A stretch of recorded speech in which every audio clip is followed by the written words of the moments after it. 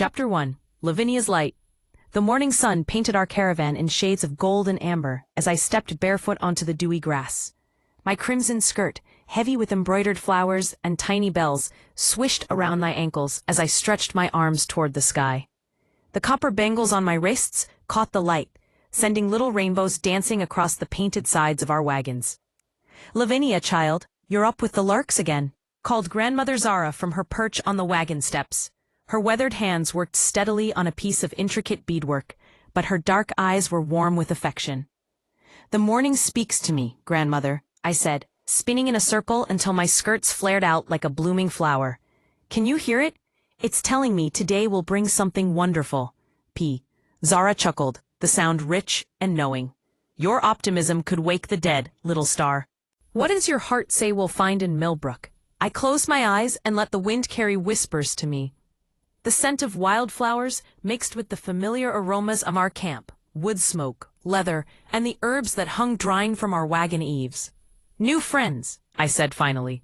"Music that will make our feet forget the ground," and I paused, a strange flutter in my chest. Someone watching. Watching? Grandmother's voice sharpened slightly. I laughed, opening my eyes to the brilliant morning. Not watching with ill intent, watching like someone watches a sunset, with wonder. From across the camp, I heard a snort of derision. Esmeralda emerged from her wagon, her dunk hair perfectly arranged despite the early hour.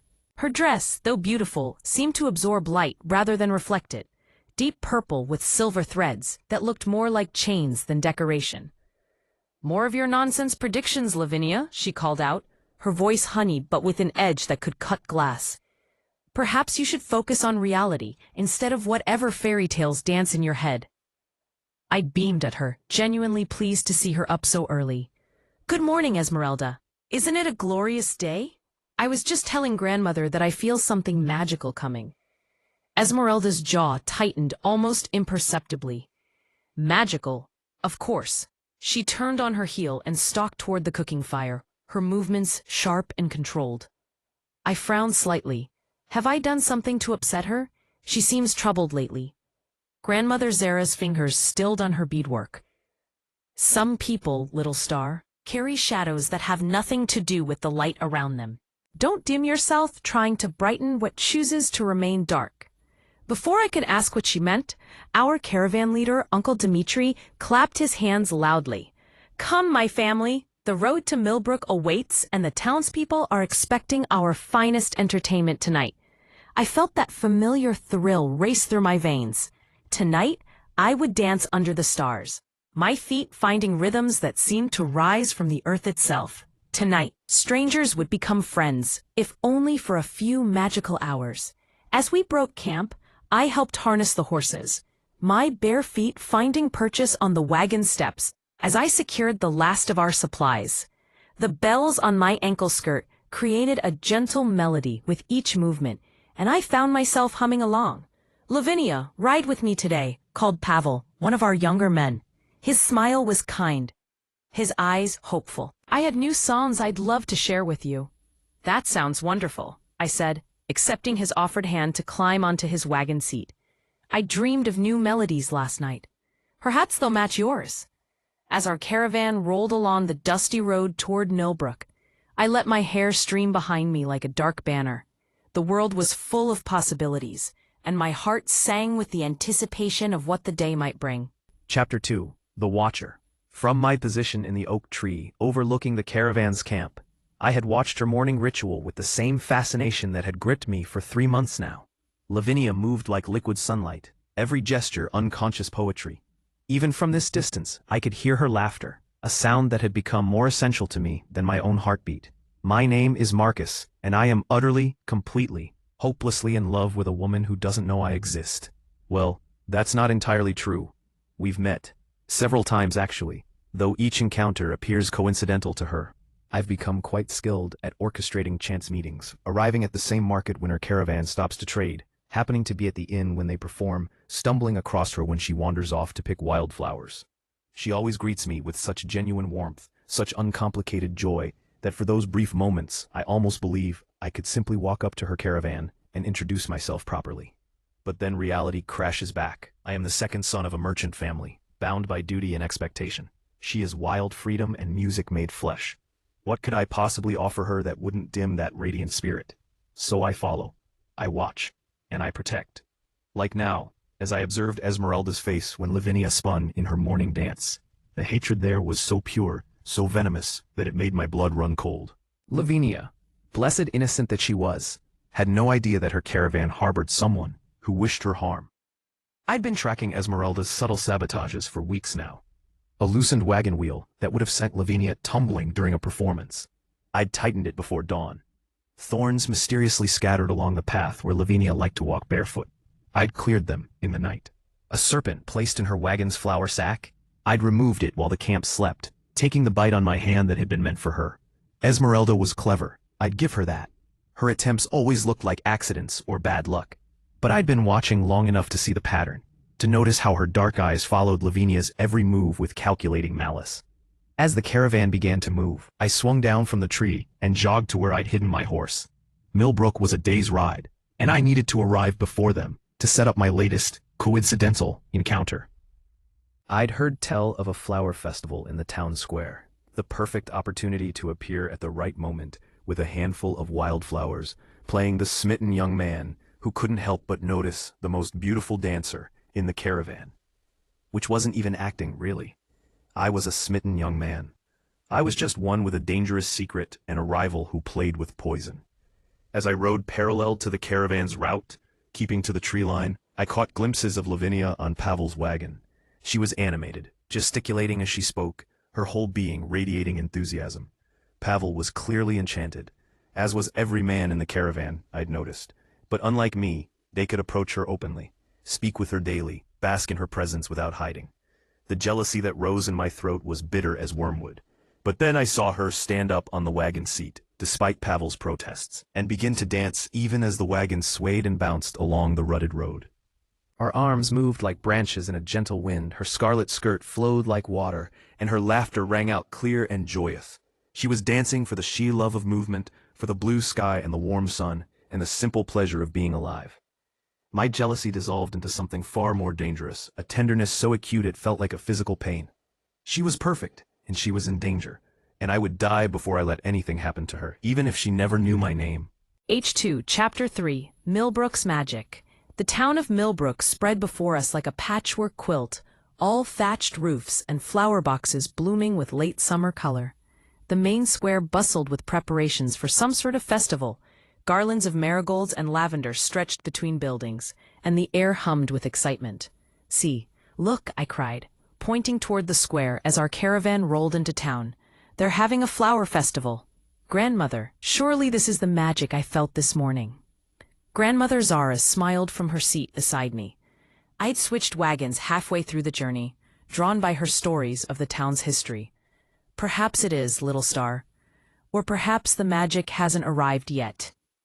We set up our camp in the meadow just outside town, as we always did. The wagons formed a protective circle, with our cooking fire in the center, and space for dancing when evening came. I helped raise the colorful banners that announced our presence to the townspeople. Palm readings, crystal gazing, musical entertainment, and dancing under the stars. But first, I wanted to see the flower festival.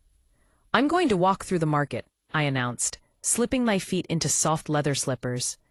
I preferred to go barefoot, but grandmother always insisted we show respect for the local customs when we first arrived in a new place. "Take someone with you," Uncle Dmitri called out. He was a bear of a man with a voice that could carry across a valley, but his heart was gentle as a lamb's. New towns can be unpredictable.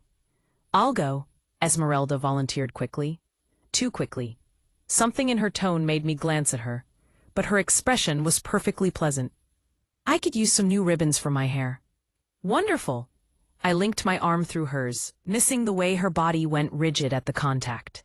"We can choose flowers for tonight's performance too." I dreamed of dancing with jasmine in my hair. As we walked toward the town square, I chattered about everything I saw. The way the afternoon light painted the cobblestones gold, the sound of children's laughter echoing from the side streets, the scent of baking bread that made my mouth water. Esmeralda responded with appropriate murmurs, but I sensed a tension in her that I couldn't understand. Hi, the market square was enchanting. Every stall overflowed with flowers, roses and delphiniums, sweet peas and snapdragons, herbs that perfumed the air with sage and rosemary. I was examining a particularly beautiful strand of jasmine when I heard a familiar voice. Lavinia? What a delightful surprise!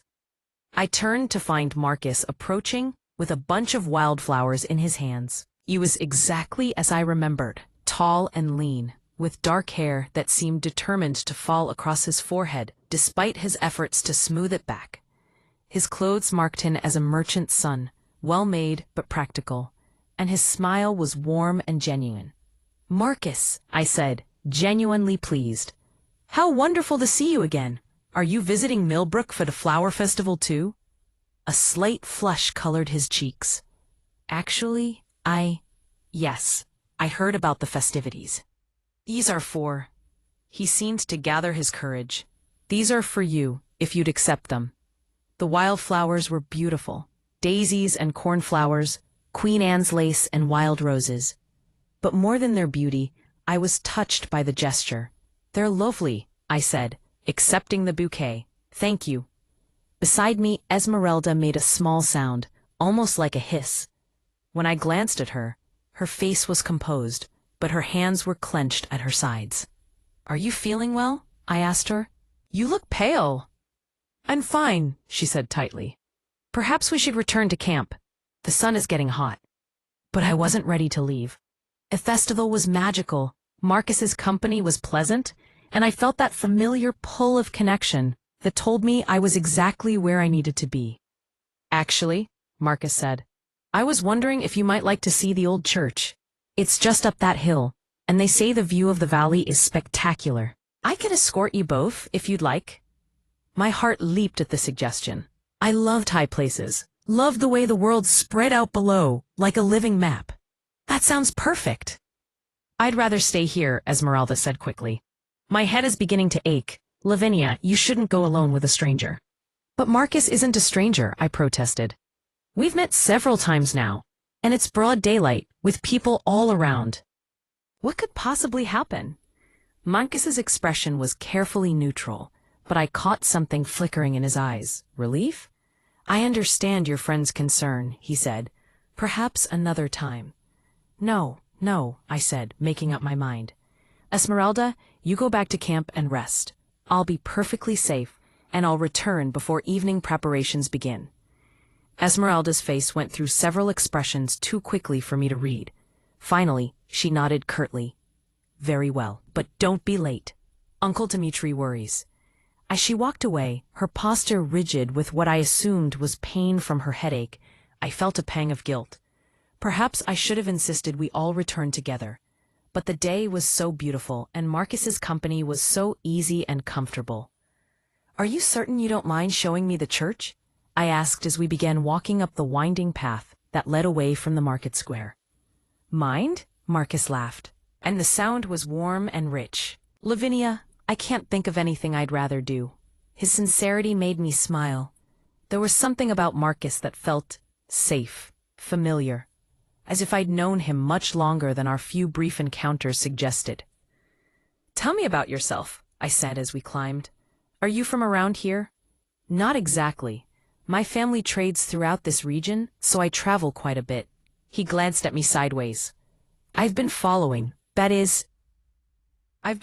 the same routes as your caravan for a while now. It's remarkable how often our paths cross. Fate, I said confidently. Grandmother always says that when the same people keep appearing in your life, the universe is trying to tell you something. And what do you think it's trying to tell you about me? The question was asked lightly, but something in his tone made me consider it seriously. I studied his profile as we walked, the strong line of his jaw, the way his eyes seemed to take in everything around us, while somehow always returning to me. I think, I said slowly, that you're someone who notices things, who pays attention, and I paused, surprised by the words that wanted to come out. I think you're someone who cares about people, Even when they don't know you're caring. Marcus stopped walking so abruptly that I nearly collided with him. When I looked up at his face, his expression was stunned, almost stricken. Lavinia, he said, and my name on his lips sounded like a prayer. You have no idea how beautiful the view is from here? I finished, misunderstanding his pause as I turned to look out over the valley. Oh, Marcus, it's perfect. Chapter 4. Dangerous Games. My heart was still hammering from Lavinia's words, as we stood at the overlook. Someone who cares about people, even when they don't know you're caring. It was as if she could see straight through me, past all my careful pretense to the truth beneath. But she turned away, enchanted by the view, and the moment passed. Perhaps it was better that way. How could I explain that yes, I cared so deeply that I'd spent 3 months of my life following her caravan, learning her routines, memorizing her expressions, becoming a ghost in her story. It's incredible, she breathed, leaning against the stone wall that edged the overlook. Far below, the valley spread out in patches of green and gold, with the river cutting through it like a silver ribbon. I can see our camp from here, and look, there's someone riding hard toward town. I wonder what news they bring. I followed her gaze and felt my blood turn to ice. The rider was Gareth, Esmeralda's cousin, whom I'd seen lurking around the edges of the caravan camp several times. He was supposed to be traveling with a trading caravan 2 days ahead of Lavinia's group. What was he doing here, riding as if demons were chasing him? We should go back, I said quickly. You mentioned evening preparations. But Lavinia was already moving away from the wall, drawn by something else that had caught her attention.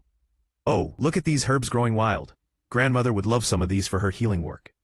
She knelt beside a patch of plants growing along the stone wall, her colorful skirts pooling around her. I tried to focus on her enthusiasm, but my mind was racing. Gareth's unexpected appearance couldn't be a coincidence, if Esmeralda had sent word to him somehow. A loose stone shifted under my foot, clattering down the hillside. The sound made me look up, just in time to see a section of the old wall beginning to crumble directly above where Lavinia knelt, oblivious to the danger. Lavinia. I lunged forward, wrapping my arms around her and rolling us both away from the wall, just as several large stones crashed down where she'd been kneeling. We landed in a tangle of limbs and fabric, her body soft and warm against mine. For a moment, neither of us moved. I could feel her heartbeat against my chest, could smell the wildflower scent that always seemed to cling to her hair. Marcus, she whispered, her dark eyes wide. You saved me. Again, I thought, but didn't say it.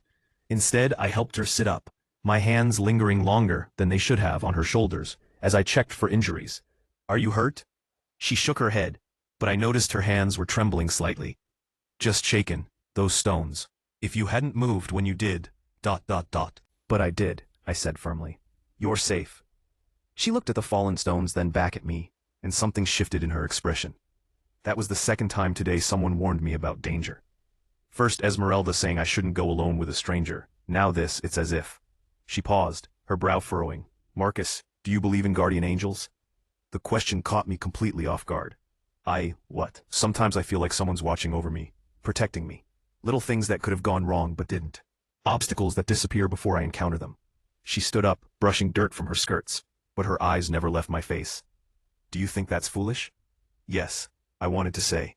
You have a guardian. He's sitting right in front of you, and he's been watching over you for 3 months, and he would die before he let anything happen to you. Instead, I managed. I think you're very blessed to be so well protected. She smiled then, brilliant and trusting. I feel blessed. Especially today, meeting you again like this. She reached out and touched my hand briefly. Thank you, Marcus, for the flowers, for showing me this place, for... Her voice dropped to barely above a whisper, for being exactly where I needed you to be. Before I could respond, she was already starting back down the path toward town, humming a melody I didn't recognize.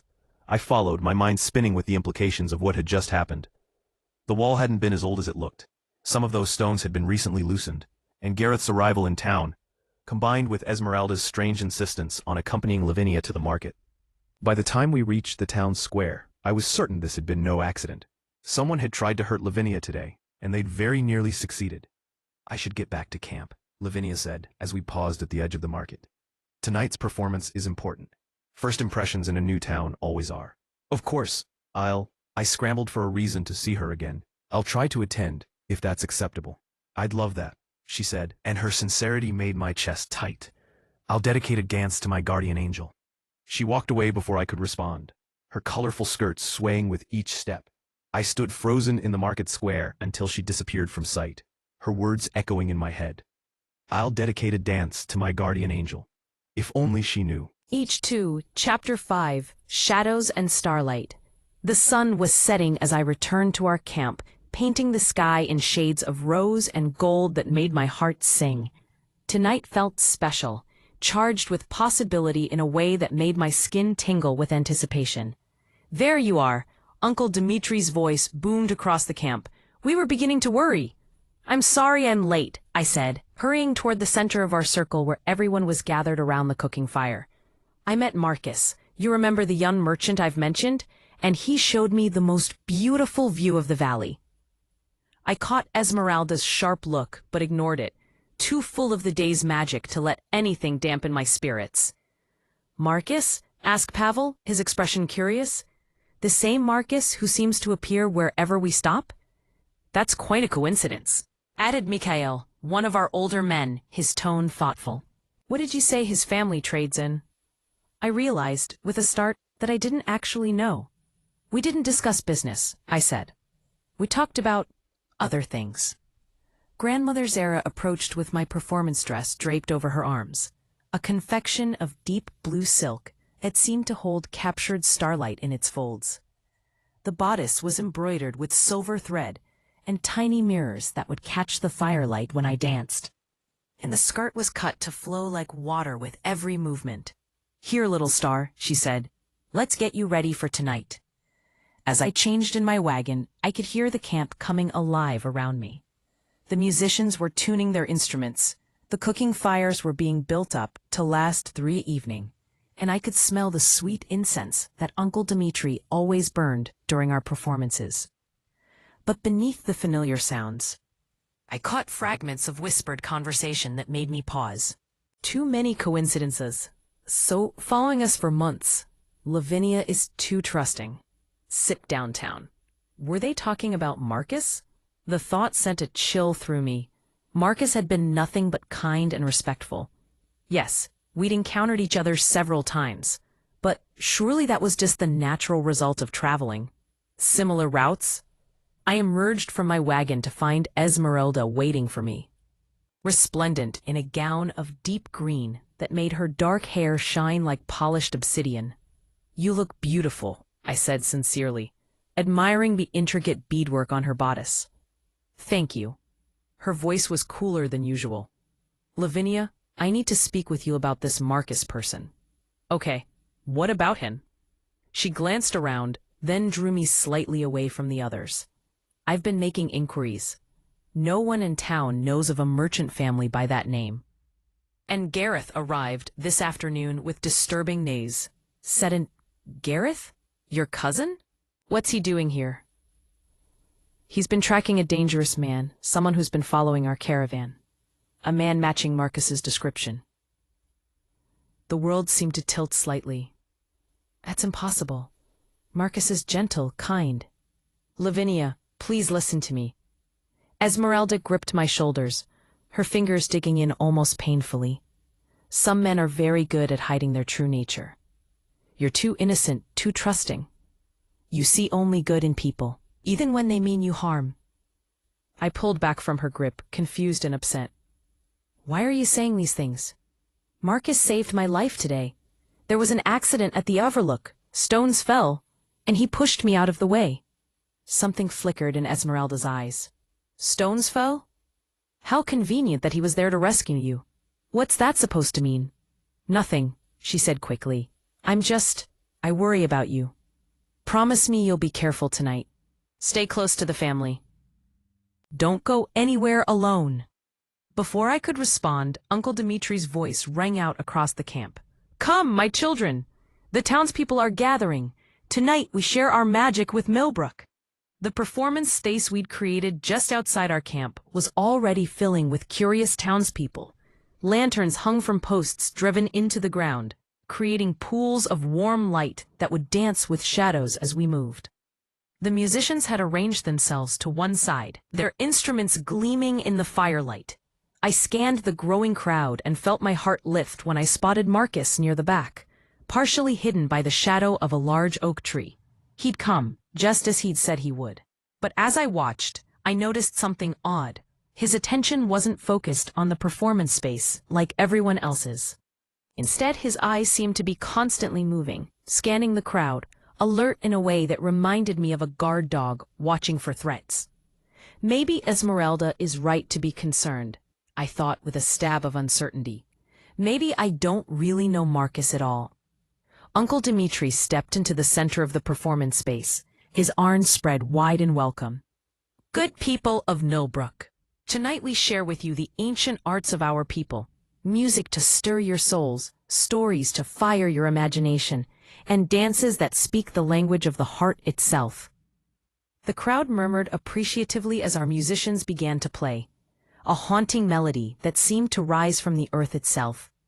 Pavel stepped forward with his violin, and the notes he drew from it made the night air shimmer with magic.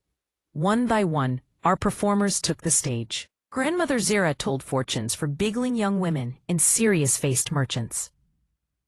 Mikhail juggled flaming torches while balancing on a rope stretched between two posts. The children performed acrobatic feats that drew gasps of amazement from the watching townspeople. And then, it was my turn. I stepped into the circle of light, and everything else fell away. The watching faces, my confusion about Marcus, Esmeralda's warnings, all of it dissolved into the music that pulsed through my veins like liquid fire. I began slowly, my movements flowing like water, my hands painting stories in the air. The silver mirrors on my dress caught the lamplight and threw it back in scattered stars. My bare feet found the rhythm in the earth itself, and I let it carry me into the ancient dance of my people. As the music built, so did my movements. I spun and leaped, my skirts flying out around me like wings. I danced the story of the wind courting the earth, of rivers running to the sea, of stars being born in the darkness between worlds. The crowd was utterly silent, transfixed. I could feel their amazement, their wonder, their momentary belief in magic made manifest. And through it all, I was aware of Marcus watching me with an intensity that should have frightened me, but instead felt like coming home. This dance is for you, I thought, spinning with my arms raised to the star-scattered sky. My guardian angel, whoever you are, the music reached its crescendo, and I threw myself into a final series of turns that left me breathless and exhilarated, my arms outstretched as if I could embrace the entire night sky. The applause was thunderous. People threw coins and flowers into the performance circle, their faces bright with joy and wonder. I curtsied deeply, my heart pounding with the pure euphoria that always followed a perfect performance. But as I straightened, I caught sight of something that made my blood run cold. Esmeralda stood at the edge of the crowd, and her face was twisted with such naked hatred that I actually took a step backward. It was only for an instant. By the time I blinked, her expression had returned to normal, but I knew what I'd seen. She hated me, truly, deeply hated me, and I had no idea why. H2, Chapter 6, The Truth in Shadows. H2. I watched Lavinia's dance with the same rapture as every other person in that crowd. But unlike them, I was also watching everything else. Every face in the gathering, every shadow that moved beyond the circle of light, every possible threat to the woman who danced like starlight given form. Which is why I was the only one who saw Gareth moving through the crowd, with something glinting in his hand. A blade, small, easily concealed, but deadly sharp. He was weaving between the transfixed townspeople, using their absorption in Lavinia's performance to mask his approach to the performance circle. My blood turned to ice. Whatever Esmeralda had planned, it was happening now while Lavinia was most vulnerable, lost in her dance, unaware of anything beyond the music and movement. I began moving too, pushing through the crowd as quietly as I could. Gareth was almost to the front row now, his hand moving toward his hidden weapon. In the dancing light of the lanterns, I could see the cold calculation in his eyes. Lavinia spun into her final sequence, her arms raised to the stars, her face radiant with joy and abandon. She was the most beautiful thing I'd ever seen, and someone was about to destroy her. Not while I drew breath. I reached Gareth, just as he pulled the blade from his sleeve. Without hesitation, I grabbed his wrist and twisted, using a technique my brother had taught me years ago during our brief stint training with the town guard. The knife clattered to the ground, lost in the shadows. "You're making a mistake," Gareth hissed, struggling against my grip. "The only mistake would be letting you complete yours," I replied quietly, tightening my hold until he winced. The music ended, and Lavinia's dance concluded to thunderous applause. In the chaos of people throwing coins and flowers, no one noticed the brief scuffle at the edge of the crowd. I released Gareth with a hard shove that sent him stumbling backward. "Tell your cousin," I said, my voice low and deadly, "that if she wants to hurt Lavinia, she'll have to go through me first, and I promise you, that won't end well for anyone." Gareth rubbed his wrist, his eyes full of frustrated rage. "You can't watch her every moment of every day. Eventually, try me." Something in my expression must have convinced him I meant it, because he melted back into the crowd without another word. I watched until he disappeared completely, then turned my attention back to Lavinia. She was accepting congratulations from the townspeople, her face glowing with the aftermath of a perfect performance. But I noticed she kept glancing toward where Esmeralda stood at the edge of the crowd, and there was something troubled in her expression. She's starting to see it, I realized. She's finally noticing that something isn't right. Part of me was relieved. Lavinia's trusting nature was one of the things I loved most about her, but it also made her dangerously vulnerable. If she was beginning to see through Esmeralda's mask, she might finally start protecting herself. But another part of me was filled with dread. Lavinia's innocence, her ability to see only good in people. What would it do to her beautiful spirit when she finally understood the depth of Esmeralda's hatred? As the crowd began to disperse, I saw my chance. Most of the caravan members were busy collecting the coins and flowers that had been thrown, or packing up the performance equipment. Lavinia stood alone for a moment, her breathing still quick from the exertion of dancing. I approached carefully, not wanting to startle her. "That was extraordinary," I said quietly. She turned and her face lit up when she saw me. "Marcus, you stayed for the whole performance?" I wouldn't have missed it for the world. I hesitated, then decided to risk it. "Lavinia, I need to tell you something. About tonight, about... There you are." Esmeralda's voice cut through the night air like a blade. She materialized beside us with a smile that didn't reach her eyes. "Marcus, how lovely that you could join us this evening. I trust you enjoyed the show?" Her tone was perfectly pleasant, but I could feel the threat underneath it. "Stay away from her," those dark eyes said. "You're not wanted here." "It was magical," I replied, matching her false courtesy with my own. "Lavinia has a rare gift." "Yes, she does." Esmeralda moved closer to Lavinia, her hand coming to rest possessively on her shoulder. "Such gifts require protection from those who might not have her best interests at heart." Lavinia looked between us, confusion clear on her face. "Is everything all right? You both seem so tense." "Everything's fine," Esmeralda said quickly. "I was just explaining to Marcus that we take care of our own. We don't need outsiders interfering in our family business." As if caring about Lavinia's safety was some kind of unwelcome meddling. "I would never interfere," I said carefully. I caught myself before I could say too much. "I only want to be a friend, if that's acceptable." Lavinia's face softened. "Of course it's acceptable. Marcus, you're always welcome." "Lavinia," Uncle Dimitri's voice boomed across the space. "Come, child. We need to discuss tomorrow's route." She glanced between Esmeralda and me once more, clearly sensing the undercurrents she didn't understand. "I should go," she said reluctantly. "But Marcus, will we see you again? Every day for the rest of your life if I have my way," I thought. "Perhaps our paths will cross again," I said aloud. She smiled, bright and trusting, and my heart clenched with the force of my love for her. "I hope so. Good night, Marcus." As she walked away with Uncle Dimitri, Esmeralda lingered for a moment, her pleasant mask dropping the instant Lavinia was out of earshot. "Stay away from her," she hissed, her voice low and venomous. "You don't belong in her world."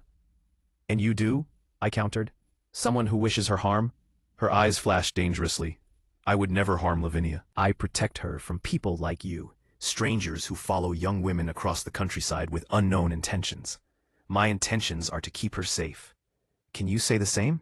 For a moment, something raw and desperate flickered across her face. "You don't understand. You couldn't possibly understand what it's like to..."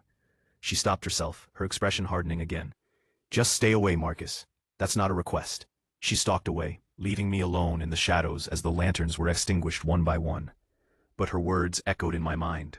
You don't understand what it's like to what? To love someone who would never love you back?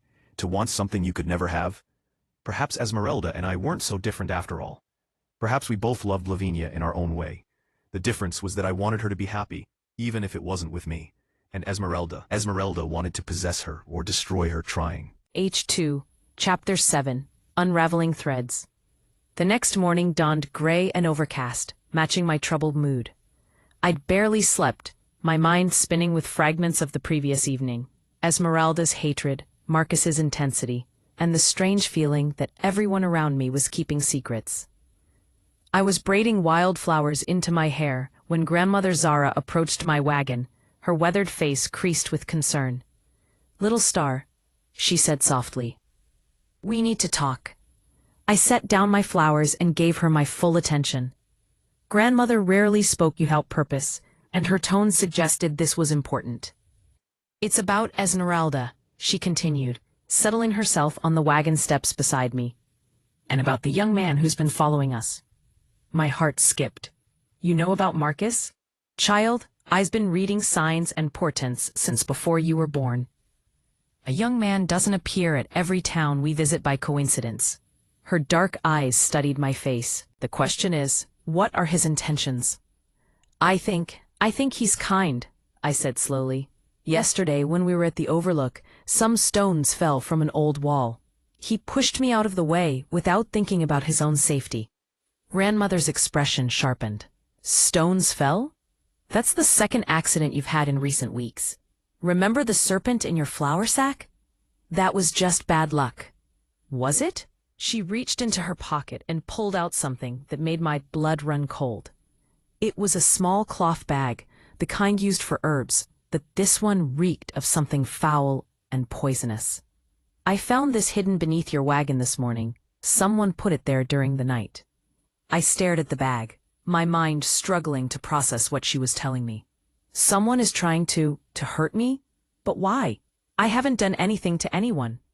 "Haven't you?" Grandmother's voice was gentle but firm. "Think, little star. Who in our caravan has grown colder toward you over the past few months? Who watches you when she thinks no one is looking?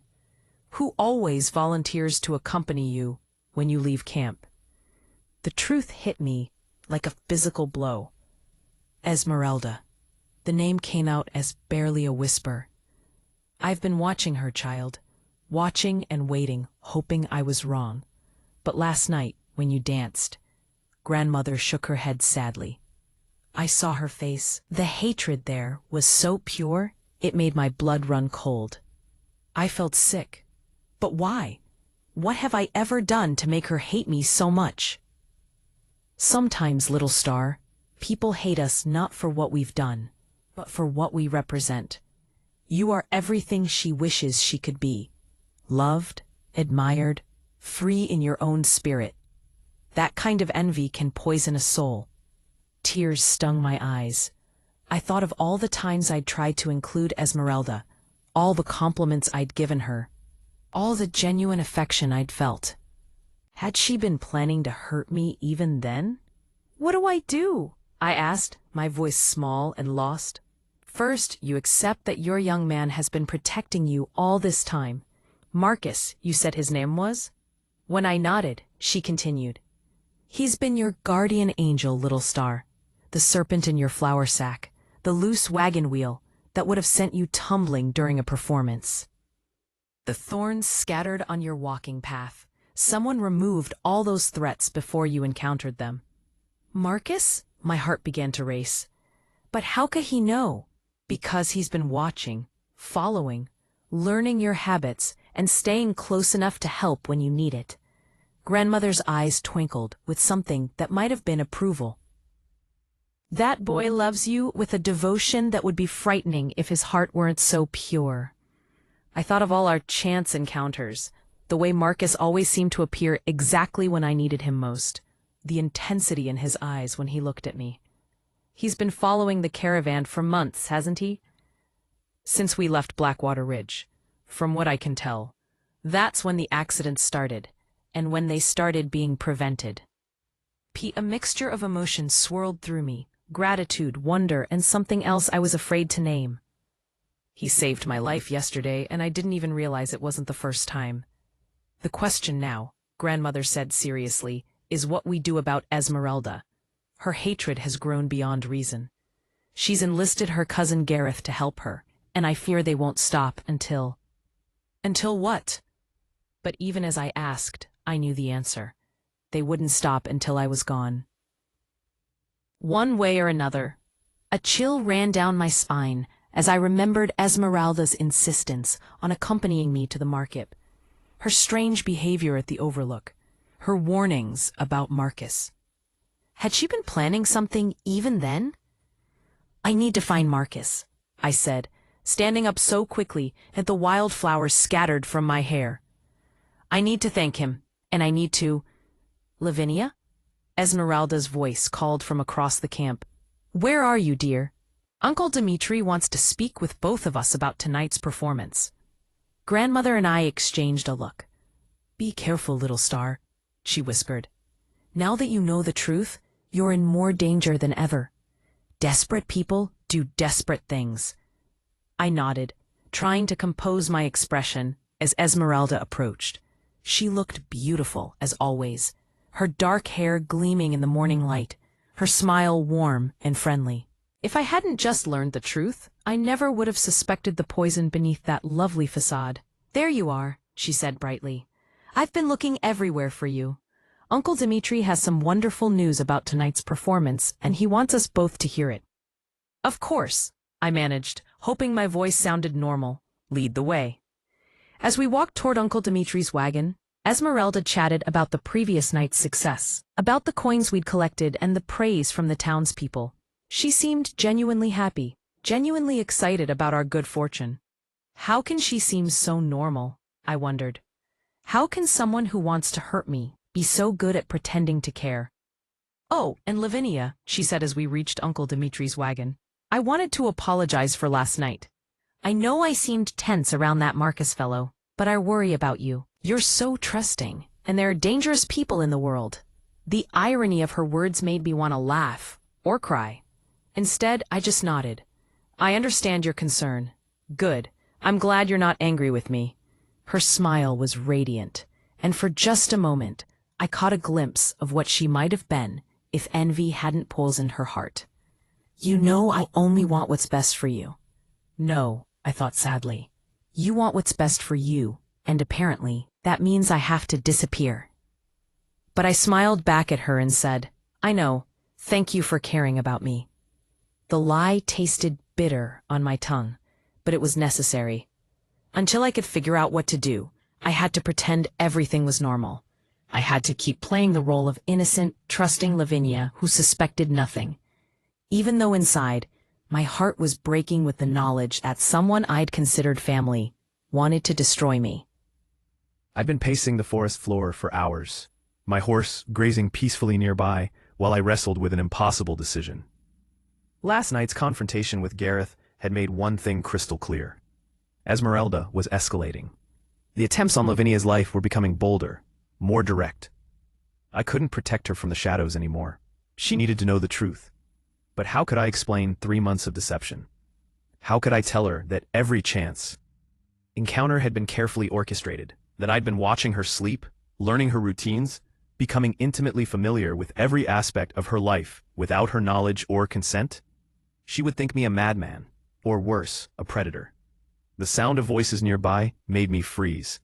Through the trees, I could see Lavinia walking alone, along the path that led to the stream where the caravan collected water. She was humming softly to herself, her colorful skirt swaying with each step, but there was something different about her today.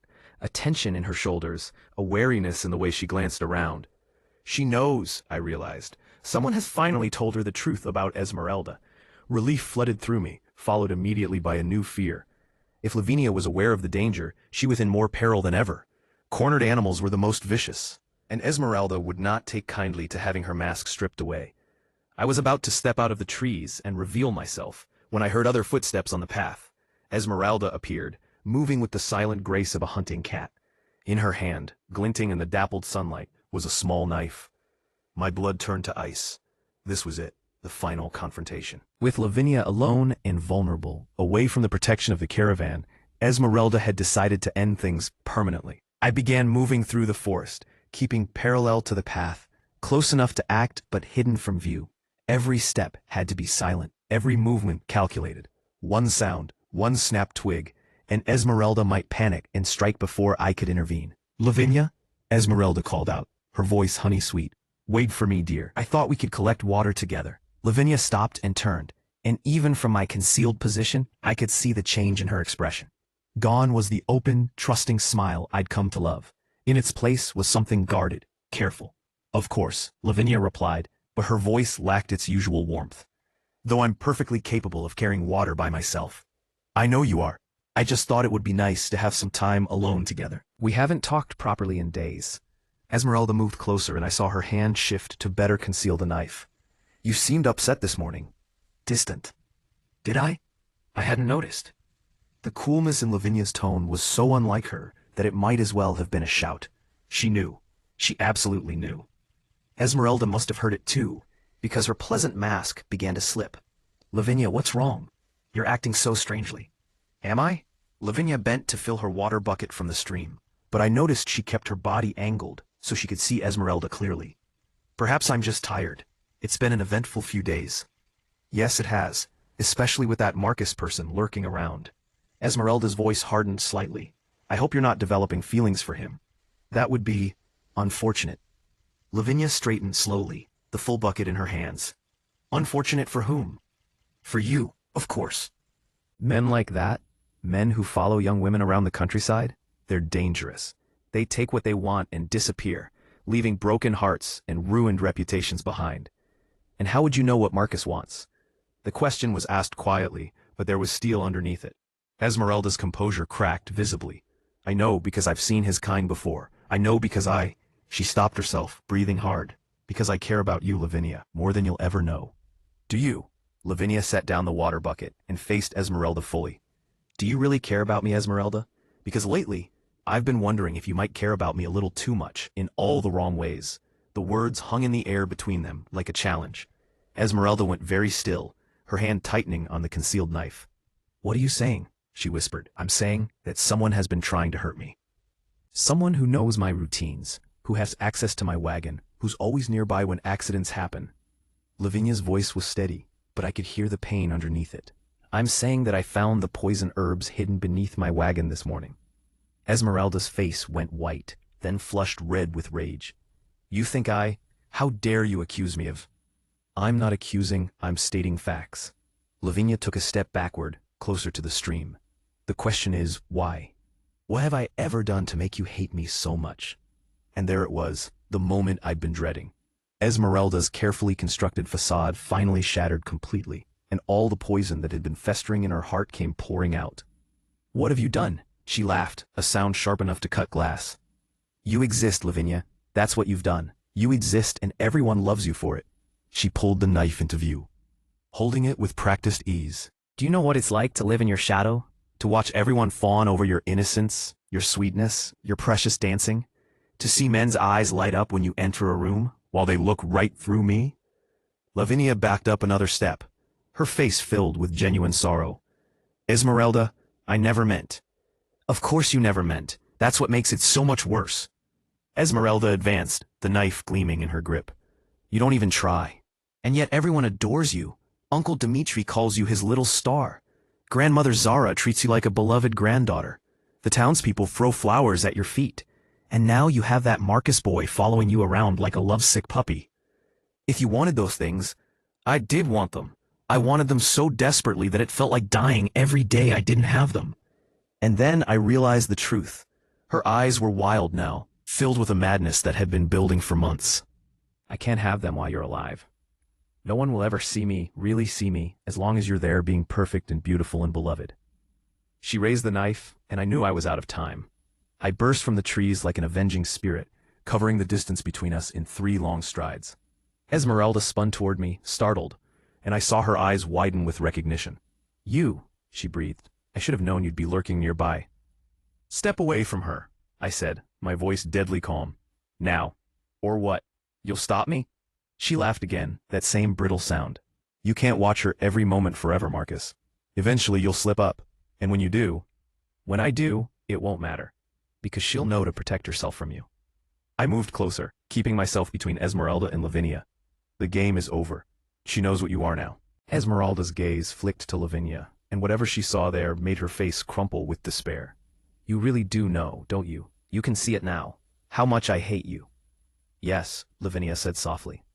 But I can also see how much you're hurting. Esmeralda, it doesn't have to be this way. We could… No. Esmeralda straightened, her grip on the knife becoming more determined. It's too late for that. It's been too late since the day you joined our caravan with your dancing and your laughter and your endless, nauseating goodness. She looked at me then, and I saw a kind of terrible resolve in her eyes. But you're right about one thing, Marcus. I can't watch her every moment forever. Neither can you. Which means… She reversed her grip on the knife, turning it toward herself. Esmeralda, no. Lavinia cried out. But it was too late. I lunged forward, but Esmeralda was already falling, the knife buried in her own chest. She hit the ground with a soft thud, her dark hair spreading around her head like spilled ink. Lavinia rushed to her side, pressing her hands against the wound even as blood seeped between her fingers. Why, she whispered, tears streaming down her face. Why did you do this? Esmeralda looked up at her with eyes that were already growing dim. Because, she said, her voice barely audible, if I can't have what you have, if I can't be what you are, then at least I can make sure you remember me. Her eyes closed, and she was gone. Lavinia knelt beside the body, sobbing with a grief that tore at my heart. This was what I'd been trying to protect her from. Not just physical harm, but the knowledge that someone she'd trusted had wanted to destroy her. She's gone, I said gently, kneeling beside her. Lavinia, she's gone. She looked up at me with eyes full of tears and questions. You knew, she said. All this time, you knew what she was planning. Yes. And you've been protecting me? Yes. For how long? I took a deep breath, knowing this was the moment of truth. 3 months, since your caravan left Blackwater Ridge. She stared at me, and I watched as understanding dawned in her eyes. You've been following us. Following me. Yes. All those times we met, they weren't coincidences. No. She was quiet for a long moment, her hands still stained with Esmeralda's blood. When she finally spoke, her voice was very small. Why? And there it was. The question I'd been dreading and longing to answer in equal measure. Because, I said, my voice rough with emotion, I saw you dancing in the square at Blackwater Ridge, and I fell in love with you so completely that I forgot how to breathe. Because you looked at me once, just once, with such genuine kindness that it changed everything I thought I knew about the world. Because you are light and music and joy made flesh, and the thought of anything happening to you was unbearable. I reached out to touch her face, then stopped myself. Because I love you, Lavinia. I love you with a devotion that borders on madness, and I couldn't stand by and watch someone destroy you, even if protecting you meant never being able to have you for myself. Tears were flowing freely down her cheeks now, but her eyes never left mine. Marcus, I know how it sounds. I know what I am. A man who's been watching you, following you, inserting himself into your life without permission. You have every right to be frightened of me, to send me away and never want to see me again. Is that what you think I should do? The question caught me off guard. What? Do you think I should send you away? She leaned closer, her dark eyes searching mine. After everything you've done to keep me safe? After you saved my life more times than I can count? After you were willing to let me live in blissful ignorance of how much danger I was in, just so I could keep being happy? Lavinia, I deceived you. You protected me. There's a difference. She reached out and took my hand, and the simple contact sent electricity racing through my entire body. Marcus, did you ever hurt me, even once? No, never. I would die first. Did you ever try to control me, or restrict my freedom, or make me feel afraid? No. Did you ever demand anything from me? My attention, my affection, my gratitude? No. Then you're not a predator or a madman. You're a man who loves someone and chose to express that love through service and protection, asking nothing in return. Her voice grew stronger, more certain. You're exactly what I told you that first day at the Overlook. Someone who cares about people even when they don't know you're caring. I stared at her, hardly daring to believe what I was hearing. You're not afraid of me? I should be, shouldn't I? According to everything I've been taught about strange men who follow young women. She smiled through her tears, the first real smile I'd seen from her since this nightmare began. But I'm not. Do you know why? I shook my head, unable to speak. Because my heart knew you before my mind did. Every time we met, I felt safe, protected, like I was exactly where I needed to be. She lifted our joined hands and pressed them against her chest. Because you could have revealed yourself at any time. Could have demanded I acknowledge what you were doing for me. Could have used my gratitude to get closer to me. But you didn't. You were content to be my guardian angel, asking nothing, expecting nothing. I wanted everything, I confessed hoarsely. Your love, your hand, your heart, your future. I wanted all of it. I know, and the fact that you wanted it, but never tried to take it, that tells me everything I need to know about who you are, Marcus. She was looking at me, as if I were something precious, something miraculous, and I felt my careful control beginning to crumble. Lavinia, I whispered, what are you saying? I'm saying that a man who loves someone, enough to spend 3 months of his life, keeping her safe, expecting nothing in return, might be worth loving back. The words hit me like a physical blow.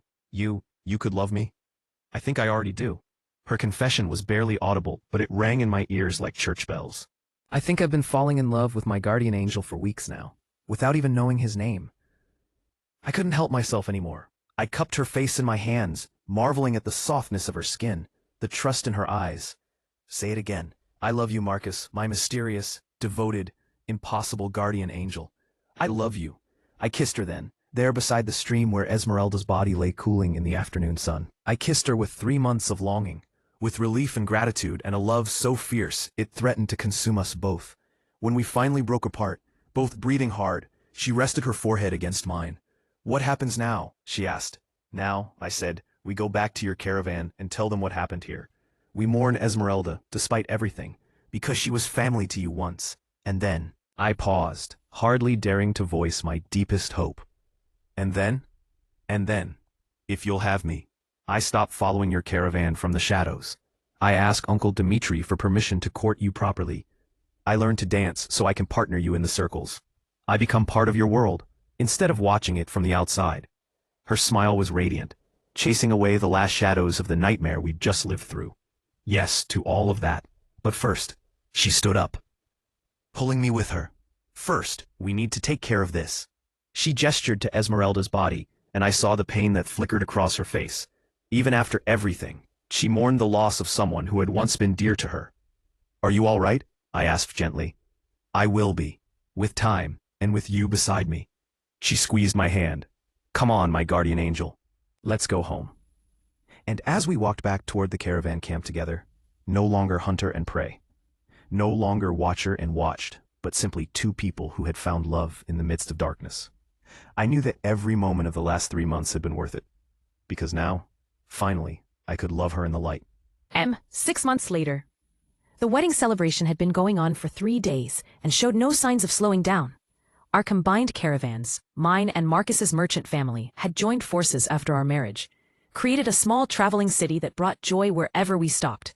I spun in the firelight, my wedding dress flowing around me like captured starlight. The gown was a masterpiece that had taken the women of both families months to create.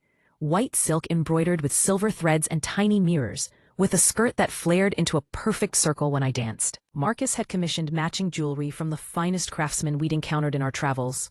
A necklace of silver stars that caught the light with every movement, bracelets that chimed like tiny bells, and a circlet for my hair that made me feel like a fairy tale princess. But the most beautiful thing I wore was my husband's ring, a simple silver band engraved with words in his own handwriting.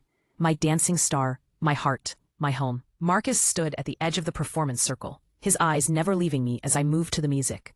He'd learned to dance, as he'd promised, though he still claimed he had 2 left feet. I disagreed. When we danced together, just the 2 of us, in the quiet moments after the camp had settled for the night, he moved with a grace that took my breath away. The song ended, and I curtsied to the cheering crowd of family and friends who had gathered to celebrate our union. Marcus stepped forward, offering me his hand with the same reverence he'd shown from the very first day he'd revealed himself to me. My lady, he said formally, though his eyes danced with mischief. Might I have the honor of the next dance? Always, I replied, accepting his hand with a smile that felt like it might split my face in two. As the musicians struck up a slower melody, Marcus pulled me into his arms. We moved together as if we'd been dancing for years instead of months, our bodies knowing instinctively how to complement each other. Happy? He murmured against my ear. Deliriously, I replied, tilting my head back to look at him. Though I still can't quite believe this is real. Sometimes I think I'll wake up and find out I dreamed you. If you're dreaming, then I'm dreaming too. and I never want to wake up.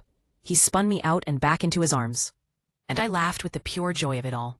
6 months ago, I had been naive, trusting, completely unaware of the dangers that surrounded me. Now, I was wiser, more cautious, but no less capable of joy. If anything, surviving the darkness had made me more grateful for the light. We'd never found Gareth after Esmeralda's death. He'd vanished from Millbrook that same night. And though Marcus had sent word to the town guards in several nearby settlements, he seemed to have disappeared completely. I sometimes wondered if he'd ever resurface, if he'd ever try to complete what his cousin had started. But then, Marcus would smile at me, or take my hand, or simply appear at my side when I needed him most, and the worry would fade. I had a guardian angel, after all, and now he was my husband. "I love you," I told him as the dance ended, speaking the words I never tired of saying. "And I love you," he replied, kissing my forehead gently. "My dancing star, my wife, my everything." Around us, the celebration continued. Children ran between the wagons with flowers in their hair, their laughter bright as silver bells. The older members of both families sat in groups, sharing stories and planning our route for the coming weeks.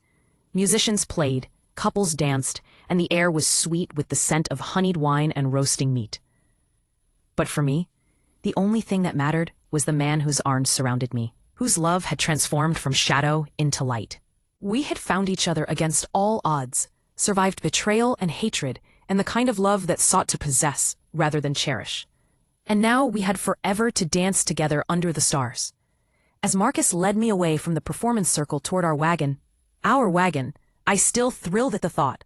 I caught sight of Grandmother Zara sitting by the fire, her weathered hands working on a new piece of beadwork. She looked up as we passed and winked at me, her dark eyes twinkling with satisfaction. "Pleasant dreams, little star," she called out, "and may all your tomorrows be as bright as tonight." "Thank you, Grandmother," I replied, squeezing Marcus's hand tighter. "For everything." She'd been the one to convince Uncle Dmitri to accept Marcus into our family, the one who'd stood witness at our wedding ceremony, the one who'd helped me understand that some kinds of love were worth the risk of being hurt. As we reached our wagon, Marcus stopped and turned to face me. In the moonlight, he looked like something out of a fairy tale himself. My prince, my protector, my partner in all the adventures yet to come. "Ready for tomorrow?" he asked, brushing a strand of hair back from my face. "With you, I'm ready for anything." He smiled, that slow, devastating smile that still made my heart skip beats, and lifted me into his arms to carry me over the threshold of our new life together. "Then let's go see what magic tomorrow brings," he said. And as he carried me into our wagon, into our future, into the next chapter of our impossible love story, I knew that whatever tomorrow held, we would face it together. Dancing in the light, forever and always. P. P. P.